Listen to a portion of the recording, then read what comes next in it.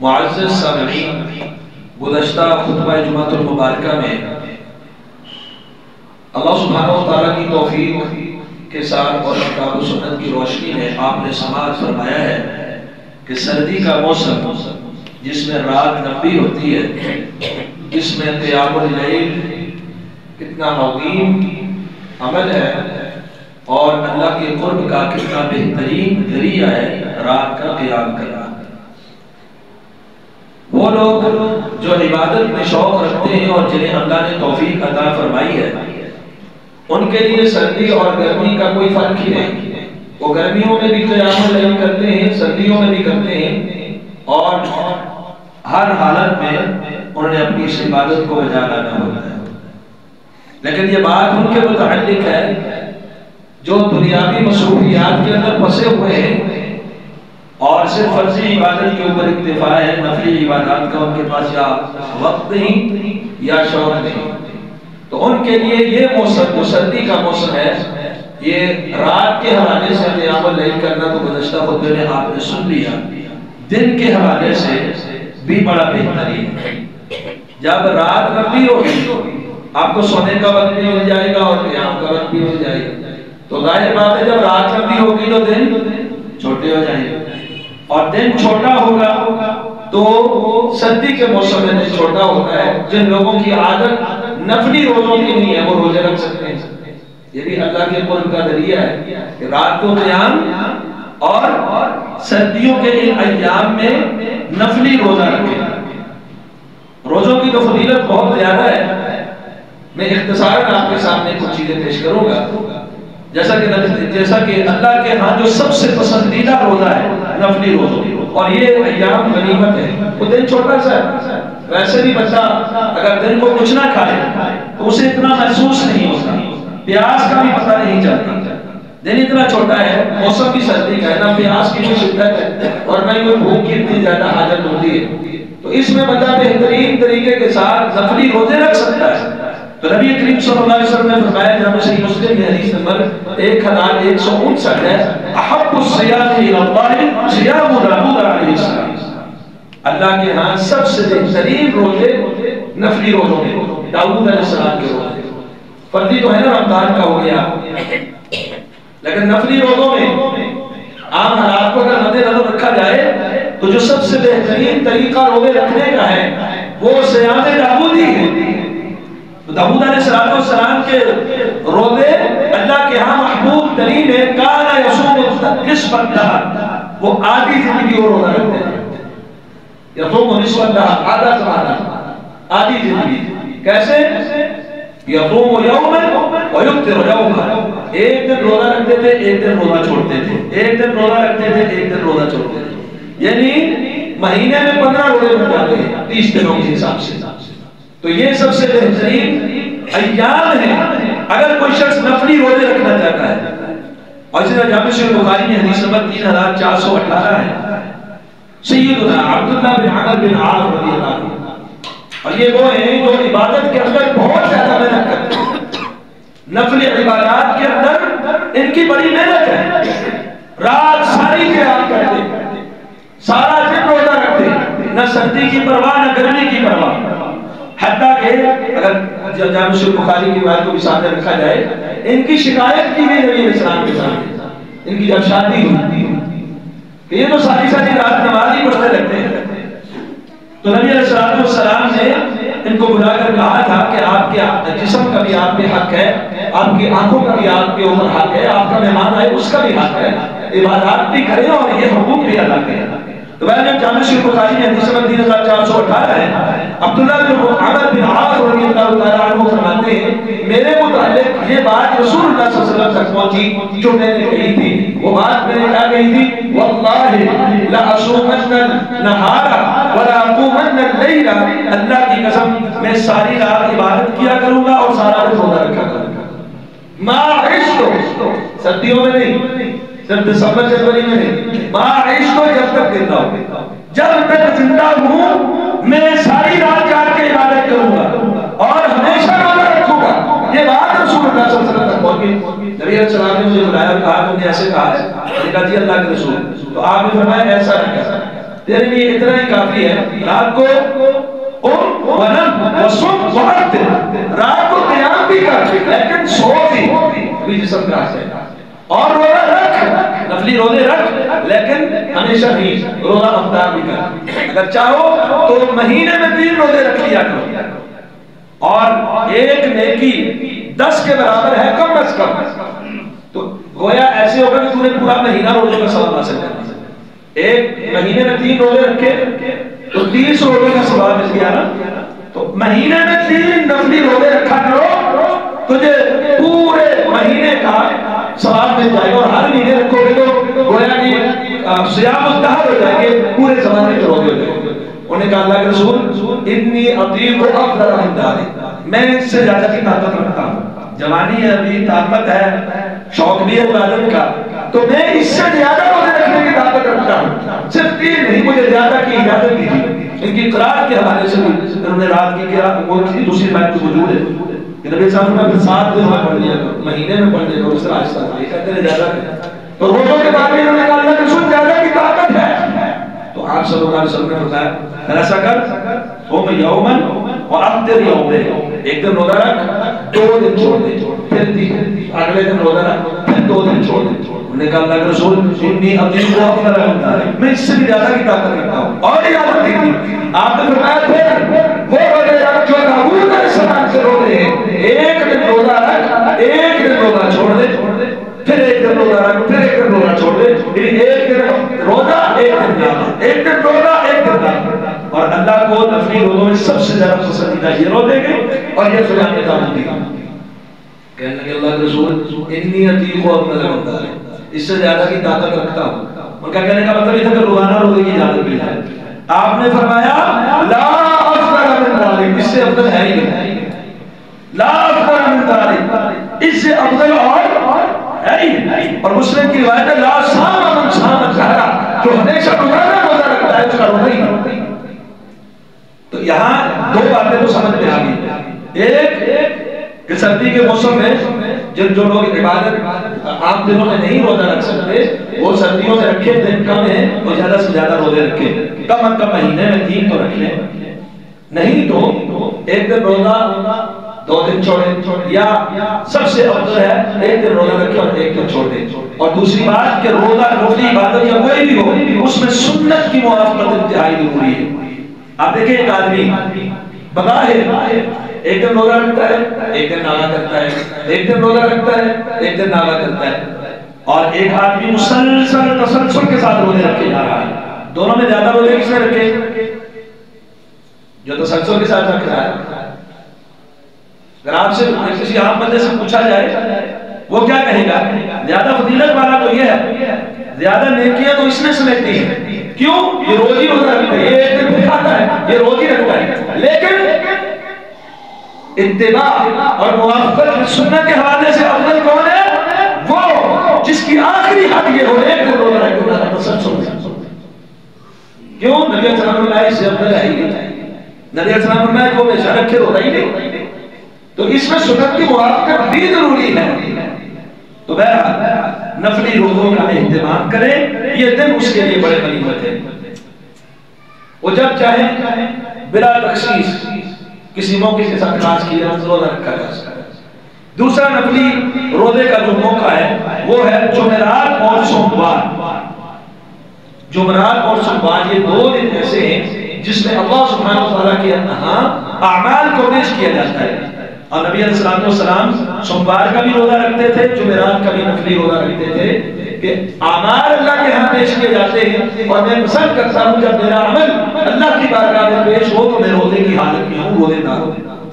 تو ابن ماجہ میں حدیث نمبر 1740 ہے، نبی کریم صلی اللہ علیہ وسلم ہر سوموار اور جمعرات کا روزہ رکھا کرتے ہیں۔ جامع ترمذی میں 743 ہے، نبی کریم صلی اللہ علیہ وسلم کوشش کیا کرتے ہیں ہر سوموار اور جمعرات کو روزہ رکھیں، اور آپ صلی اللہ علیہ وسلم سے جب پوچھا گیا کہ آپ یہ روزہ کیوں رکھتے ہیں، آپ نے فرمایا اللہ اپنے ہر بندے کی مغفرت کر دیتا ہے سوموار اور جمعرات، اور دوسری بات میں اعمال پیش ہوتے ہیں، جامع مسلم کی روایت، اور اللہ بخشش کر دیتا ہے، 2 قطع تعلقی کرنے والوں کو چھوڑ کر باقیوں کے اللہ مغفرت کر دیتا ہے۔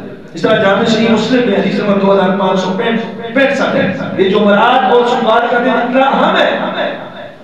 چلو اگر گرمی میں کوئی اس سے غنیمت سے فائدہ نہیں اٹھا سکتا، یہ دن تو اس کے لیے غنیمت ہے کہ نبی علیہ السلام نے فرمایا تفتح ابواب الجنہ یوم الاثنین و یوم الخمیس، جنت کے دروازوں کو سوموار اور جمعرات والے دن کھول دیا جاتا ہے.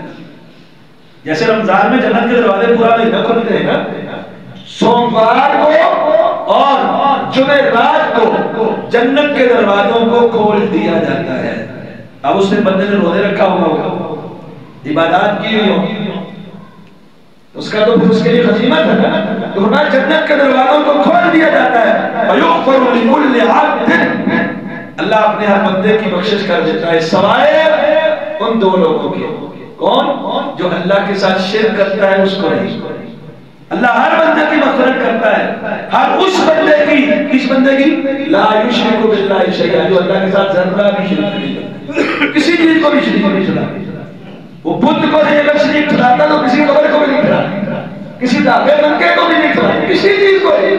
یہ تو مکہ میں نا کہ وہ تو ہندو جو بتوں کی عبادت کرتے ہیں، مشرکین مکہ بتوں کی کرتے ہیں، ہم تو قبروں کی درختوں کی کرتے ہیں. تو یہاں بات ہی ختم کرتی لا یشرک باللہ شیئا، کوئی بھی چیز ہو، دھاگا منکا قبر درخت حجر شجر کچھ بھی ہو، کسی چیز کو بھی اللہ کے ساتھ شریک نہیں ٹھہراتا. اور دوسرا کون سا بندہ؟ کانت بینہ و بین اخیہ شحنہ، اس کی اور دوسرے بندے کے درمیان دنیاوی معاملات میں ذاتی ادا کے طور پر کدورت ہو، بغض نفرت ہو. اللہ تعالیٰ فرماتے ہیں انظروا ہذین، دونوں کو مہلت دو، چھوڑے رکھو، حتی یصلحا، جب تک یہ صلح نہیں کر رہے. دو آپس میں منقطع تعلقات توڑنے والے جب تک صلح نہیں کر لیتے ان کی بخشش نہیں ہوتی. اس کے علاوہ باقی ہر بندے کی بخشش سوموار اور جمعرات والے دن کی جاتی ہے. تو سوموار اور جمعرات کو ان ایام میں روزہ رکھا ہے جو نبی علیہ السلام کی سنت بھی ہے. تو یہ سردیوں کے موسم اس کے لیے انتہائی غنیمت ہے. تیسری چیز ہے ایام بیت کے روزے. سورہ نسائی میں حدیث نمبر 2347 ہے. ایام بیت کے روزے رسول اللہ صلی اللہ علیہ وسلم نہیں چھوڑا کرتے ہیں، نہ سفر میں نہ حضر میں. ایام بیت کس کو کہتے ہیں؟ روشن سفید چاند کی 13 تاریخ، 14 اور 15 جو مہینے کا درمیان بنتا ہے، 13 14 15 روشن دن ہوتے ہیں چاند کی تاریخوں کے حساب سے. 14ویں کے چاند سے ایک دن پہلے اور ایک دن بعد. تو ان 3 ایام میں رسول اللہ صلی اللہ علیہ وسلم روزے رکھا کرتے. تو نفلی روزے آپ عام حالات میں بھی رکھ سکتے ہیں، دن بڑے چھوٹے ہیں. نفلی روزے آپ ہر سوموار اور جمعرات کا بھی رکھ سکتے ہیں، دن بھی چھوٹا ہے، جنت کے دروازے بھی کھلے ہیں اور معافی کا عام اعلان بھی ہے.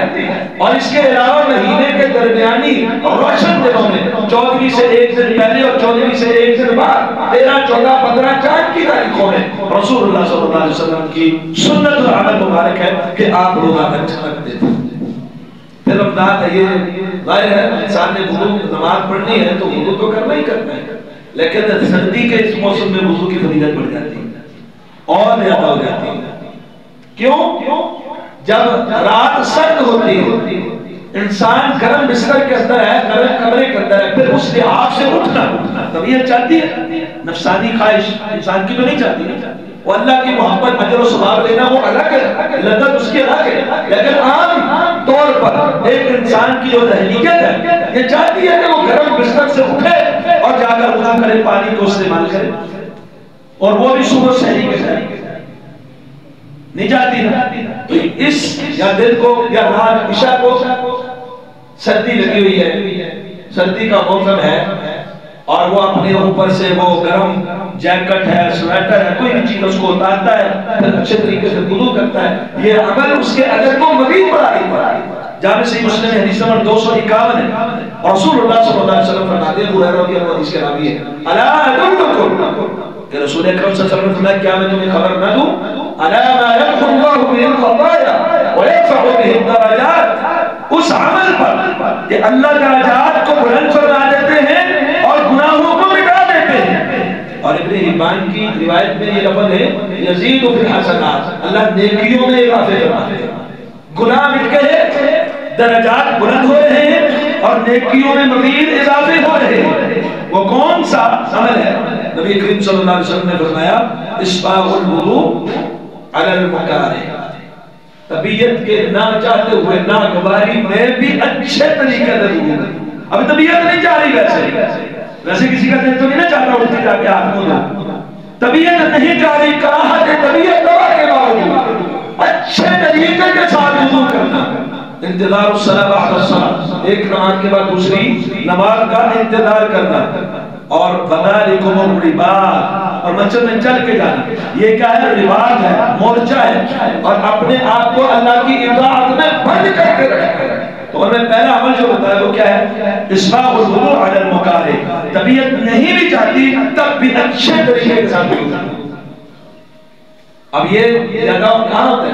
گرمیوں میں تو دل کرتا ہے نا وضو کر لے بتا پانی استعمال کر لے، لیکن سردیوں میں دل نہیں کرتا، اور اس سردی میں طبیعت کی کراہت کے باوجود اچھے طریقے کے ساتھ فجر کے لیے یا تہجد کے لیے یا عشاء کے لیے یا مغرب کے لیے جو اچھے طریقے کے ساتھ وضو کرتا ہے، گرمی میں بھی اگر اس کی نیند نہیں پوری ہوئی پھر بھی اپنے آپ کو اظہار کر کے جا کے وضو کرتا ہے، وہ بھی اس میں شامل ہے۔ تو طبیعت کے نہ چاہتے ہوئے اچھے طریقے سے وضو کرنا یہ درجات کی بلندی اور گناہوں کے مٹانے کا سبب ہے۔ جامع ترمذی نے حسن سند کے ساتھ ایک روایت ہے، حدیث نمبر 3234، میں اختصاراً پیش کرتا ہوں۔ نبی کریم صلی اللہ علیہ وسلم فرماتے ہیں کہ اللہ رب العالمین کو میں نے خواب میں بڑی احسن صورت میں دیکھا، اور یہ مسئلہ آپ کو ذہن نشین ہوگا، پہلے بھی کئی بار بیان ہو چکا ہے کہ جاگتی آنکھوں سے دنیا میں کسی نے رب کو نہیں دیکھا، اور جنت میں مومن انشاءاللہ اللہ کا دیدار کرے، جنت میں اللہ کا دیدار ہوگا، اللہ قوت دے گا آنکھوں، لیکن دنیا میں کسی آنکھ نے اللہ کو نہیں دیکھا۔ لا تدرکہ الابصار وہو یدرک الابصار وہو اللطیف الخبیر۔ خواب میں رسول اللہ صلی اللہ علیہ وسلم نے دیکھا، انبیاء کی خواب بھی وہی ہوتی ہے۔ تو نبی علیہ السلام فرماتے ہیں کہ میرا رب خواب میں آیا، بڑی اچھی صورت میں آیا، اور آتے ہی اللہ سبحانہ وتعالیٰ نے مجھ سے سوال پوچھا فیما یختصم الملأ الاعلی، ملأ اعلی جو فرشتے ہیں وہ آپس میں جو جھگڑا کس بات پہ کرتے ہیں؟ میں نے کہا اللہ نہیں جانتی۔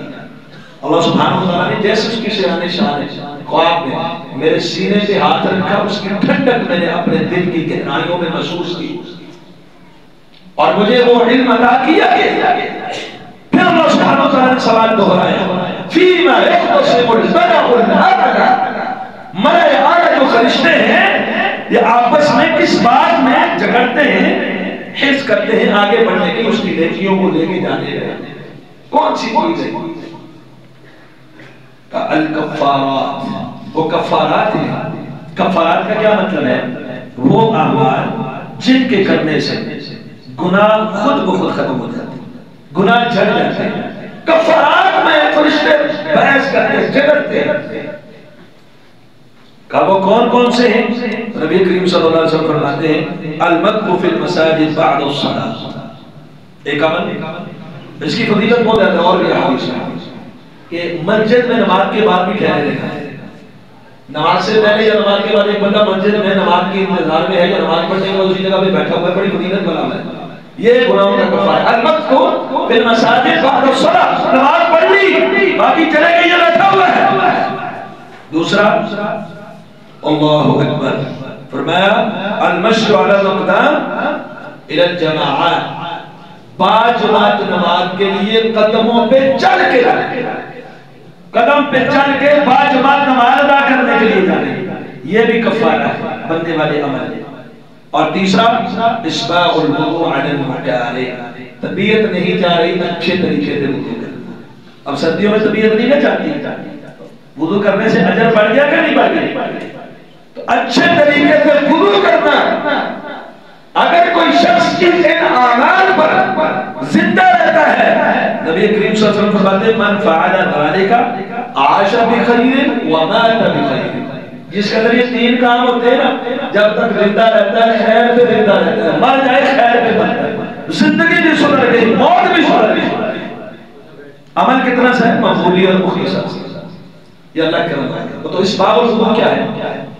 طبیعت نہیں بھی جاری، آپ صبح اٹھتے ہیں اور آپ نے اچھے طریقے سے مسنون سنت کے مطابق وضو کیا ہے، ایسا نہیں ہے جلدی جلدی سے وہ یا کوئی جگہ خشک رہ گئی اور کوئی جگہ ملی، نہیں، اچھے طریقے سے کہ وضو میرا کامل ہو جائے، میری کوئی جگہ خشک نہ رہ جائے، سنت کے مطابق باترتیب وضو ہو جائے۔ اسحاق بن راہویہ رحمہ اللہ فرماتے ہیں، امام نے منذر کی الاوسط جلد نمبر 1 صفحہ نمبر 463، مدد السنت فی اصحاب النبی صلی اللہ علیہ وسلم ومن بعدهم من التابعین فی المسح علی الجوربین لا اختلاف بینہم فی ذلک۔ رسول اللہ صلی اللہ علیہ وسلم کے صحابہ اور ان کے بعد تابعین میں یہ سنت چلی آ رہی ہے کہ وہ جورب ہے، حفین کا لفظ نہیں ہے، کیا لفظ ہے؟ جوربین کے اوپر مسح کرتے تھے اور ان میں کوئی اختلاف نہیں ہے۔ صحابہ میں اس مسئلے میں اختلاف ہی نہیں ہے۔ امام نے قدامہ المقدسی کی کتاب المغنی ہماری لائبریری کے اندر موجود ہے، جلد نمبر 1 صفحہ نمبر 251، امام نے قدامہ المقدسی رحمہ اللہ فرماتے ہیں کہ صحابہ کرام ان الصحابہ رضوان اللہ علیہم اجمعین مسحوا علی الجوارب، صحابہ نے جرابوں کے اوپر مسح کیا ہے۔ لفظ خفین نہیں کیا ہے؟ جوارب، جرابوں کے اوپر صحابہ نے مسح کیا ہے، اور ان کے زمانے میں کسی ایک صحابی سے بھی جرابوں پر مسح میں کوئی اختلاف نہیں ہے۔ فکان اجماعا، تو یہ صحابہ کا اجماع ہے۔ وہ کیا کہتے ہیں؟ فکان اجماعا، یہ صحابہ کا کیا ہو گیا؟ اجماع۔ امام ابن ابی شیبہ کی کتاب المصنف ابن ابی شیبہ جلد نمبر 1 صفحہ نمبر 188 میں صحیح سند کے ساتھ سیدنا امیر المؤمنین علی المرتضی رضی اللہ عنہ سے روایت ہے، ان علی توضأ ومسح علی الجوربین، انہوں نے وضو کیا، باقی اداد ہوئے، لیکن جرابوں میں کیا کیا؟ کس پہ کیا؟ مسح علی الجوربین۔ اب دنیا نام تو لیتی ہے میں علی کا بناتا ہوں، کانوں میں بالی ڈالتی تو کہتا میں علی کا بنا، چرس پیے تو کہتا میں علی کا بنا، کوئی اور اس طرح کا غلط کام کر لیا اور منسوخ کر لیا ان کی طرف، لیکن علی والے کون ہیں جو ان کے طریقہ اور ان کی سنت کو بھی اپناتے ہیں؟ تو سیدنا علی المرتضی رضی اللہ عنہ سے مصنف ابن ابی شیبہ میں صحیح سند کے ساتھ مروی ہے، انہوں نے وضو کیا تو جرابوں میں کیا کیا؟ مسح کیا۔ اسی طرح سیدنا براء بن عازب رضی اللہ عنہ اسی کتاب اسی سب میں انہوں نے بھی جرابوں کے اوپر مسح کی۔ انس بن مالک رضی اللہ تعالیٰ عنہ انہوں نے بھی جرابوں کے اوپر مسح کیا۔ ابو مسعود بدری رضی اللہ تعالیٰ عنہ انہوں نے بھی جرابوں کے مسح کیا۔ عقبہ بن عمر انہوں نے بھی جرابوں کے اوپر مسح کیا۔ مصنف ابن ابی شیبہ کے صحیح سند کے ساتھ صحابہ کے عمل کو جوڑ، اور امام محدثین کہتے ہیں صحابہ کا یہ عمل کیا ہے؟ اجماع ہے۔ پھر سردی کے حوالے سے یہ رخصت ہے آپ جرابوں کو مسح کر سکتے ہیں۔ اور اسی طرح اگر ایک شخص کو ایسی بیماری لاحق ہے تو اس نے غسل کرنا ہے اور سردی شدید ہے، اگر یہ غسل کرے گا اس کی بہت کم دیشہ ہے یا کم از کم بیماری میں شدت کم دیشہ ہے تو وہ تیمم بھی کر سکتا ہے، لیکن یہ نہیں کہ سردی لگی ہوئی ہے تیمم کر لینے، جس کو خدشہ جان ہے بیماری لاحق اور بننے کا یا موت کا خدشہ ہے، اور اس طرح رات بات اگر ہم ہیٹر لگاتے ہیں ہمارے لوگ تو اس کو جلتا چھوڑنے کی اجازت نہیں ہے۔ نبی اکرم صلی اللہ علیہ وسلم نے فرمایا یہ آگ تمہاری دشمن ہے، اس آگ کو رات میں جلتا نہ چھوڑو، بجھا کر سو۔ تو یہ بھی شرع کا حکم ہے، اور سردیوں میں اس کی ضرورت زیادہ ہے کہ رات کو آپ ہیٹر، چولہا، چراغ، کوئی بھی ایسی چیز، موم بتی، کوئی بھی جلنے والی جو چیز ہے آگ سے جلنے والی اس کو جلا کر چھوڑنے کی اجازت نہیں ہے۔ اور تیسرا یہ آج کل ایسے ہوتا ہے نا، دن کو جب بندہ بیٹھتا ہے بعض دفعہ دھوپ میں بیٹھ جاتا ہے گرمی سے دھوپ سینکنے کے لیے، اور دھوپ کے اندر ہی نہ اس کو پھر جب گرمی کی شدت شروع ہوتی ہے وہ سائے میں آ جاتا ہے، پھر اس کو سردی لگتا ہے، پھر دھوپ میں، تو وہ ایسی جگہ بیٹھ جاتا ہے جہاں دھوپ اور سایہ مکس ہو، تو اس کے جسم کے کسی سے دھوپ پڑ رہی ہے کسی میں سایہ، یہ طریقہ کار بھی درست نہیں ہے۔ اس پر بھی یہ گناہ بھی لوگ سردیوں کے اندر زیادہ کرتے ہیں کہ ان کے جسم کے کسی حصے میں دھوپ پڑ رہی ہوتی ہے اور کسی میں سایہ پڑ رہا ہوتا ہے، تو اس سے رسول اللہ صلی اللہ علیہ وسلم نے منع فرمایا۔ ابو داؤد میں حدیث نمبر 4821 ہے، نبی اکرم صلی اللہ علیہ وسلم نے فرمایا کوئی شخص ایسی جگہ پہ نہ بیٹھے جہاں اس کے جسم پر کسی حصے میں دھوپ ہو کسی میں سایہ ہو، یا تو پورے کا پورا دھوپ میں آ جائے یا پورے کا پورا سائے میں چلا جائے۔ اور مسند احمد کی روایت کے مطابق یہ جو جگہ ہے جہاں جسم کے کسی حصے میں دھوپ پڑتی ہے کسی میں سایہ پڑتا ہے، ایسے تو یہ طبی حوالے سے بھی نقصان دہ ہے طبی حوالے سے، اور شریعت کے جو حکم ہوتے ہیں جن چیزوں سے منع کیا ہوتا ہے وہ منع کرنے کی وجہ بھی یہی ہوتی ہے، اس میں حکمت ہوتی ہے، وہ طبی حوالے سے بھی وہ نقصان دہ ہوتے ہیں اس انسان کے لیے، شرع منع کر دیتی ہے۔ اگر طبی حوالے سے منع نہ بھی ہو، نقصان نہ بھی ہو، سائنس نے اس کو نہ بھی کیا ہو، پھر بھی شریعت نے جو حکم دیا ہے، اور یہ انسانوں کے لیے ہی ہے کہ وہ گنہگار ضرور ہوگا جس کے جسم کے کسی سے میں دھوپ اور سایہ پڑ رہا ہے، کیونکہ دوسری روایت ہے مسند احمد کی، رسول اللہ صلی اللہ علیہ وسلم فرمایا اس طرح مجلس الشیطان، شیطان کے بیٹھنے کے لیے کہ اس کے میکس جو سایہ اور دھوپ اپنے جسم پہ کر رہے ہیں نا، یہ شیطان کے بیٹھنے کی مجلس ہے، یا تو فل دھوپ میں یا پورا سائے میں، جسم کے کسی سے میں دھوپ کا پڑنا کسی میں سائے کا پڑنا، یہ طریقہ کار درست نہیں ہے۔ اور اس طرح دن چھوٹے ہیں، چھوٹے دنوں میں خصوصاً روزہ رکھنا اور دیگر مسردی کے حوالے سے احکام آپ کے سامنے رکھے ہیں۔ اللہ سے دعا ہے اللہ ہمیں عمل صالح کرنے کی توفیق عطا فرمائے۔ قولی ھذا استغفر اللہ لي ولکم ولسائر المسلمین۔